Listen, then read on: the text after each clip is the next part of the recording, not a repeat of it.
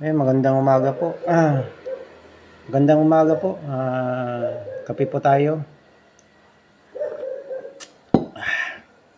Alam nyo, hanggang ngayon wala pa rin po tayong nahanap na trabaho.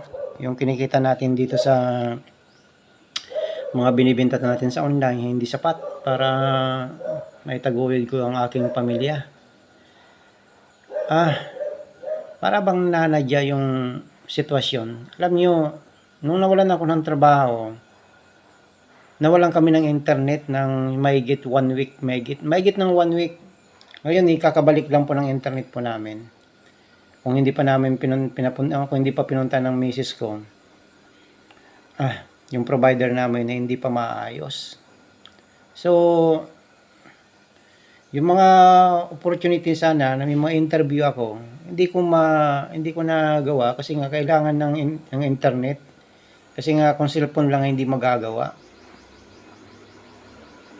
At kung nakuha naman ako, hindi rin ako pwede. Kasi nga, walang magagamit na internet. Kasi kailangan mag-report ka kaagad.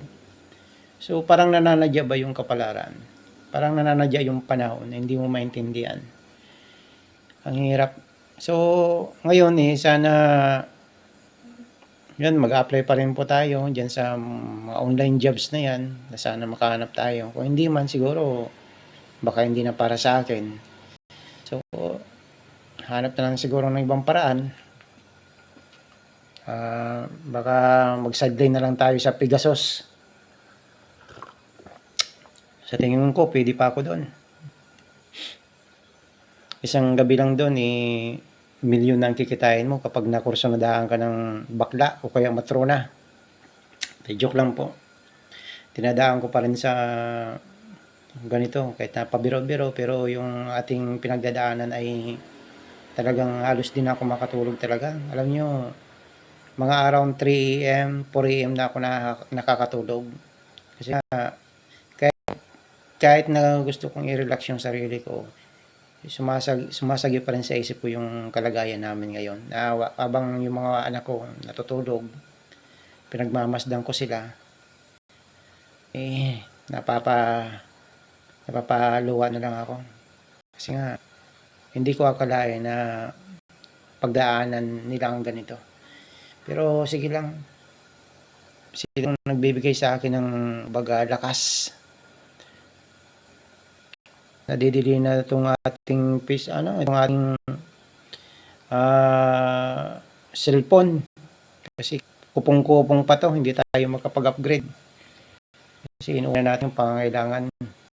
Tingnan nyo, delay. Delay.